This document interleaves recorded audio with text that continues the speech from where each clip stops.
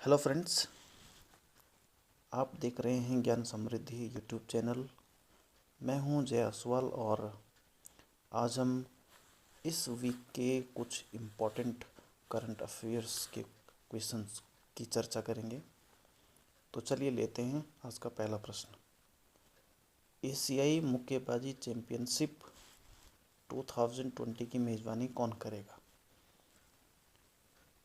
Dear friends, ये exam के दृष्टिकोण से इम्पोर्टेंट क्वेश्चन है और इस क्वेश्चन का सही उत्तर है सी, भारत।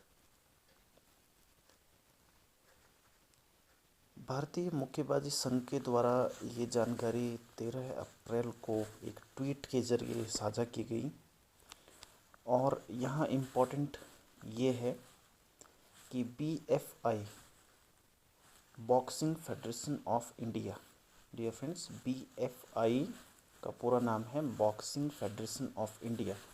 इसके अध्यक्ष हैं अजय सिंह जी और इनके ट्वीट के अनुसार यह प्रतियोगिता इस वर्ष नवंबर या दिसंबर के मंथ में होनी प्रस्तावित हुई है और क्योंकि पूरे विश्व में ही कोरोना को लेकर के जो संकट चल रहा है उसके मद्देनज़र इसका समय नवंबर और दिसंबर निर्धारित किया गया है। लेकिन डियर फ्रेंड्स, अभी तक यह तय नहीं हो पाया है कि यह प्रतियोगिता किस शहर में होनी है। तो डियर फ्रेंड्स, शहर का निर्धारण नहीं हो पाया है और इसमें एक इम्पॉर्टेंट जानकारी ये है आपके याद करने लायक कि यह प्रतियोगिता जो एशियाई मुक्केबाजी चैंपियनशिप होगी यह महिला और पुरुष दोनों वर्गों की होगी। यह भी एक इम्पॉर्टेंट जानकारी है। ठीक है फ्रेंड्स, तो इस प्रश्न का आंसर है सी। चलिए लेते हैं अगला प्रश्न। दुनिया में सबसे तेज़ गति से 5 करोड़ यूजर्स प्राप्त करने वाली ऐप का रिकॉर्ड हाल ही में किसने हासिल किया? डियर फ्रेंड्स, इम्पॉर्टेंट भी है और आसान भी है। तो डियर फ्रेंड्स, इस प्रश्न का सही उत्तर है ए, आरोग्य सेतु ऐप। मैं उम्मीद करता हूँ कि आपने भी अपने मोबाइल फ़ोन्स में इस ऐप को डाउनलोड कर लिया होगा और डियर फ्रेंड्स, ये बहुत इम्पोर्टेंट है एग्ज़ाम के दृष्टिकोण से कि यह जो आरोग्य सेतु ऐप है ये कोरोना वायरस के संक्रमण को रोकने, उसकी जो गति है उसको कम करने और उसको कंट्रोल करने के उद्देश्य से भारत सरकार ने तैयार की है। इसका उद्देश्य स्वास्थ्य खतरा और संक्रमित व्यक्ति की पहचान करना और संक्रमित व्यक्ति की ट्रैवल हिस्ट्री को आसानी से पता करना इसका मुख्य मकसद है। इससे ये आसानी होती है कि अगर कोई व्यक्ति संक्रमित हुआ तो वो किस किस के संपर्क में आया होगा, वे व्यक्ति किस किस स्थान पर हैं, उस बारे में इससे जानकारी प्राप्त होती है। इसे आपको भी अपने मोबाइल में ज़रूर इंस्टॉल कर लेना चाहिए और अपना ब्लूटूथ ऑन रखना चाहिए। इससे आपका स्वास्थ्य परीक्षण भी होगा, आपको किस किस प्रकार की एहतियात बरतनी है इसके बारे में भी आपको इससे एडवाइस मिलेगी। और यदि आपके संपर्क में या आपके आसपास भी कोई कोरोना से संक्रमित व्यक्ति आता है तो यह ऐप आपको अलार्म भी देगी, आपको सूचित भी करेगी।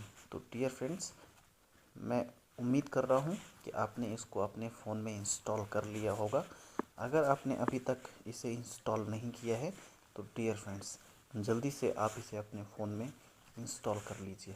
इसने अभी 13 दिनों के भीतर 5 करोड़ यूजर्स हासिल करके पोकेमॉन गो जो गेम है उसका रिकॉर्ड तोड़ा है और इसकी घोषणा नीति आयोग के CEO chief executive officer Shri Amitabh Kant ji ने की है। तो डियर फ्रेंड्स, बहुत यूज़फुल भी है ये एग्ज़ाम के दृष्टिकोण से भी, आपके स्वास्थ्य के दृष्टिकोण से भी, और क्योंकि इसने रिकॉर्ड भी बनाया है, पोकेमॉन गो का इसने रिकॉर्ड तोड़ा है, और इसलिए भी ये एग्ज़ाम के दृष्टिकोण से इम्पोर्टेंट है। तो आप इसे ज़रूर याद कर लीजिए और अपने फ़ोन में इंस्टॉल भी कर लीजिए। ठीक है फ्रेंड्स, चलिए लेते हैं अगला प्रश्न। हाल ही में किस स्थान को देश का पहला जानवर संगरोध केंद्र बनाया गया है? डियर फ्रेंड्स, जो ये संगरोध शब्द है ये हिंदी में थोड़ा मुश्किल लग रहा है। संगरोध का इंग्लिश ट्रांसलेशन है क्वारंटीन या क्वारंटाइन सेंटर, संगरोध केंद्र है। ठीक है फ्रेंड्स, मनुष्य के लिए कोरोना वायरस से सुरक्षा के लिए अभी हाल में बहुत सारे पूरी दुनिया में, पूरे देश में ही क्वारंटाइन सेंटर बनाए गए हैं। लेकिन डियर फ्रेंड्स, अब जानवरों के लिए भी भारत में पहला क्वारंटाइन सेंटर बनाया गया है, क्वारंटीन सेंटर बनाया गया है। उससे संबंधित प्रश्न। तो डियर फ्रेंड्स, इस प्रश्न का आंसर है A, Jim Corbett national park, Nainital, Uttarakhand. ठीक है फ्रेंड्स, ये समझना है कि देखिए फ्रेंड्स, हाल ही में अमेरिका में एक बाघ को कोरोना संक्रमण पाया गया। ये बहुत चौंकाने वाली और डरावनी खबर है डियर फ्रेंड्स। और इसको देखते हुए भारत में NTCA, राष्ट्रीय बाघ संरक्षण प्राधिकरण, नेशनल टाइगर कंजर्वेशन अथॉरिटी ने भारत में राष्ट्रीय उद्यान, वन्यजीव अभयारण्य और चिड़ियाघरों को इस संबंध में चेतावनी दी है कि आप पशुओं पर भी निगरानी रखें। और भारत सरकार ने एहतियात बरतते हुए भारत के सबसे पुराने राष्ट्रीय उद्यान, जो कि जिम कॉर्बेट राष्ट्रीय उद्यान है, इसको देश का पहला जानवर क्वारंटाइन सेंटर घोषित किया है।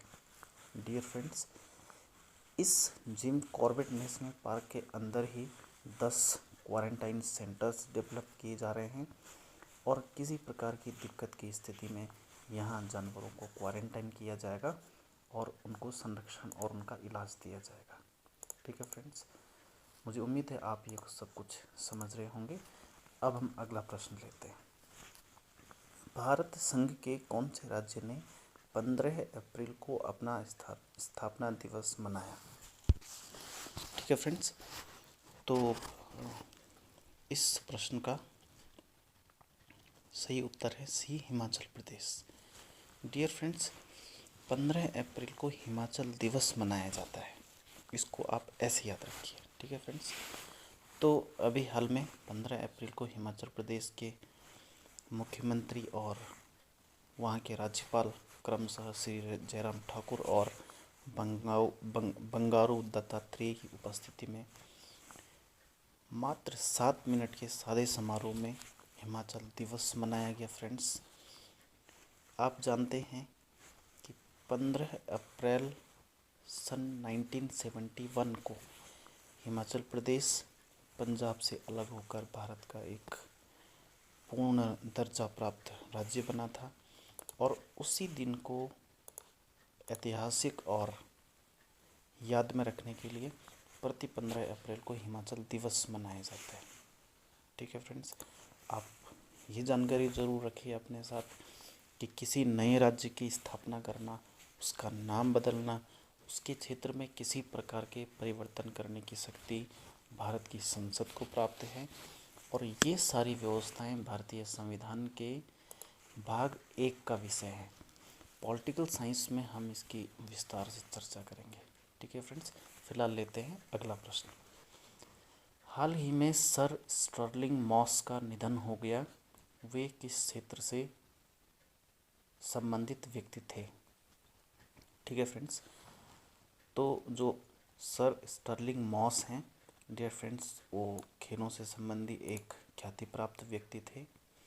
आपको ये ध्यान रखना है कि वे ब्रिटेन के निवासी थे और फार्मूला 1 रेसर, जो कार रेसिंग होती है फार्मूला 1, उसके रेसर थे।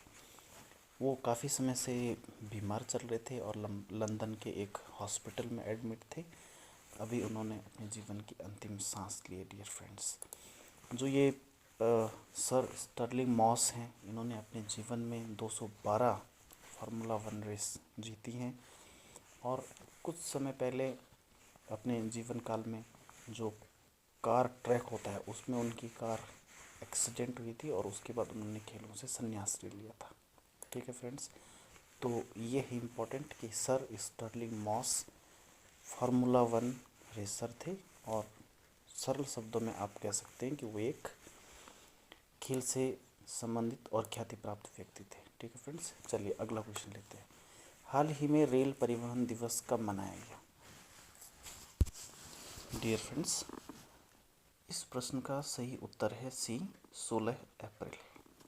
ठीक है फ्रेंड्स, 16 अप्रैल को प्रतिवर्ष रेल परिवहन दिवस मनाया जाता है। इसके पीछे का सबसे खास कारण ये है डियर फ्रेंड्स कि 16 अप्रैल सन 1853 को भारत में पहली बार पैसेंजर रेल चलाई गई थी। डियर फ्रेंड्स, सामान्य ज्ञान में आप इसको याद रखते हैं। यह पहली रेल 34 किलोमीटर की दूरी पर महाराष्ट्र के मुंबई से थाने के बीच चलाई गई थी। डियर फ्रेंड्स, तब भारत के वायसराय लॉर्ड डलहौजी थे और उसी क्योंकि 16 अप्रैल 1853 को भारत में पहली पैसेंजर रेल चलाई गई, तो उस 16 अप्रैल की दिन को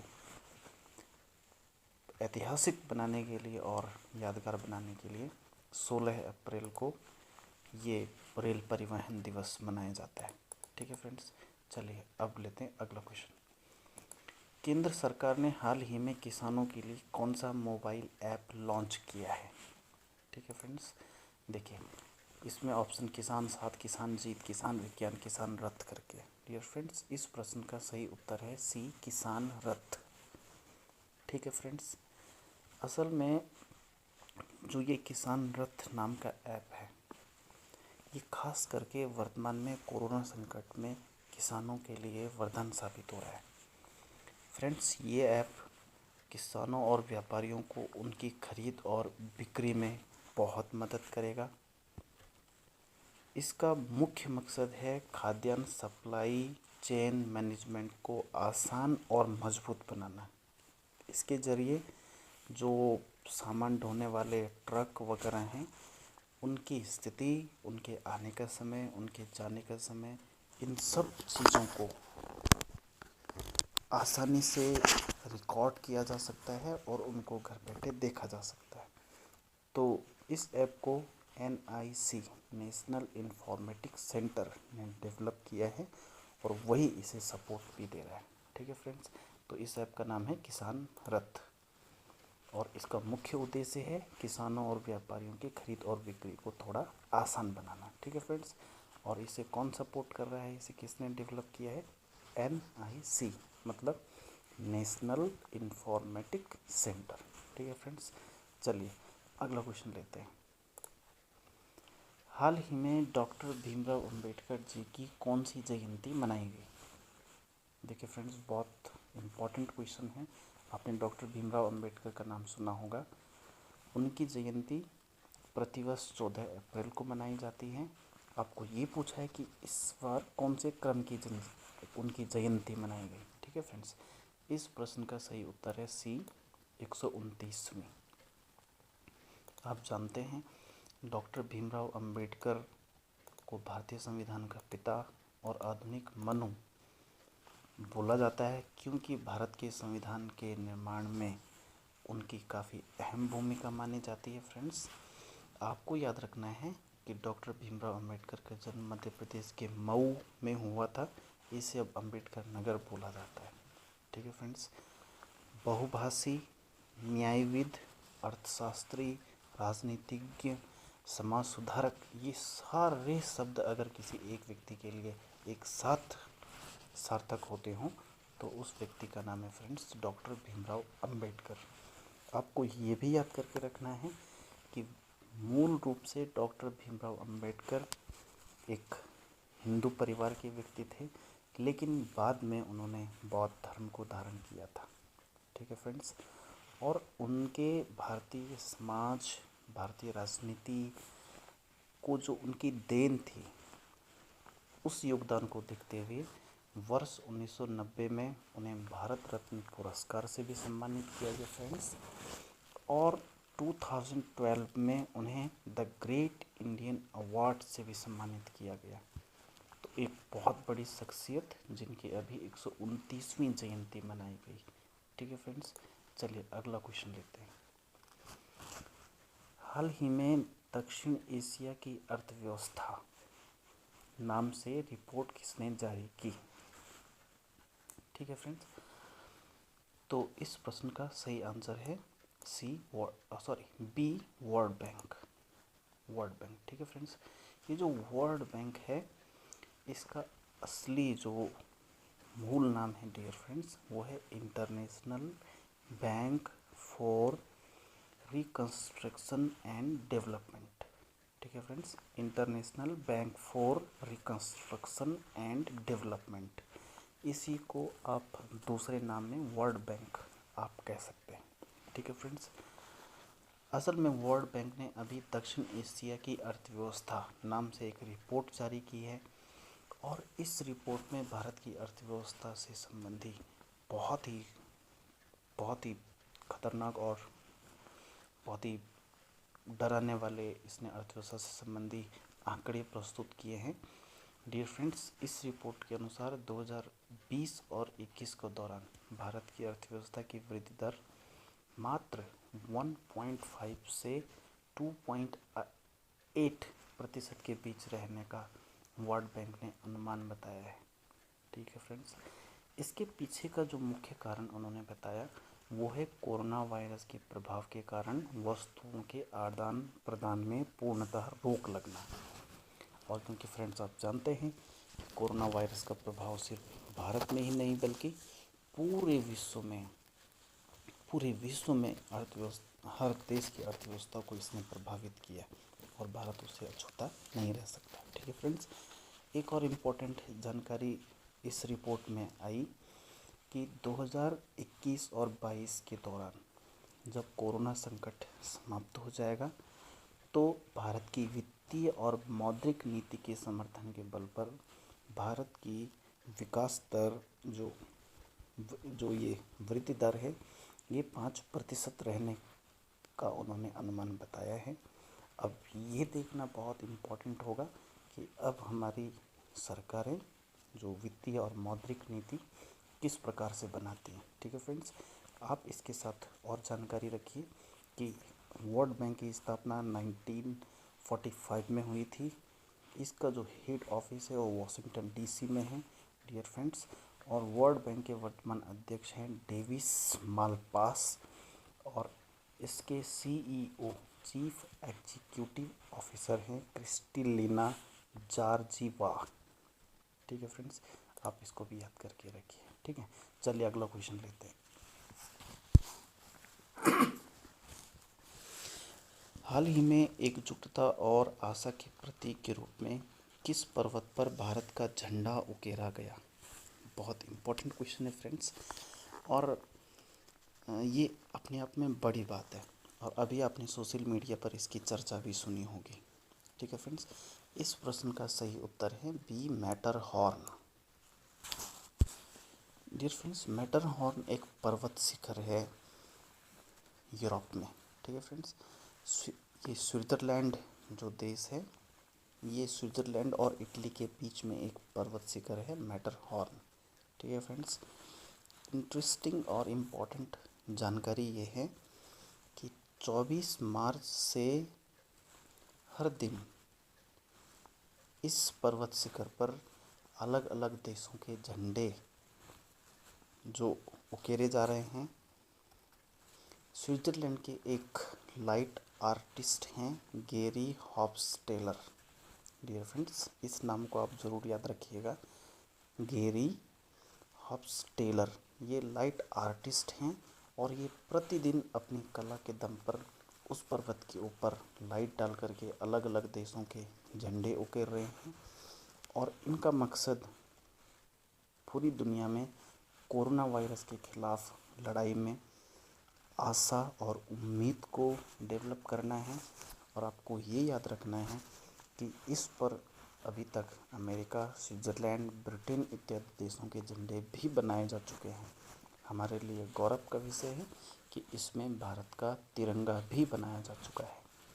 ये जो स्विट्ज़रलैंड के लाइट आर्टिस्ट हैं गैरी हॉफ्स्टेटर, उन्होंने कहा कि इस प्रकाश के जरिए, क्योंकि प्रकाश आशा और उम्मीद का प्रतीक होता है, वो विश्व में कोरोना के खिलाफ जो जंग लड़ी जा रही है वो लोगों में इस व्यवस्था के जरिए आशा और विश्वास पैदा करना चाहते हैं।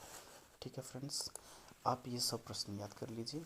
मुझे आशा है कि आपको ये प्रश्न काफ़ी इम्पोर्टेंट और अच्छे लग रहे होंगे। आप हमारे चैनल को लाइक, शेयर और सब्सक्राइब ज़रूर कर लीजिए। Thank you.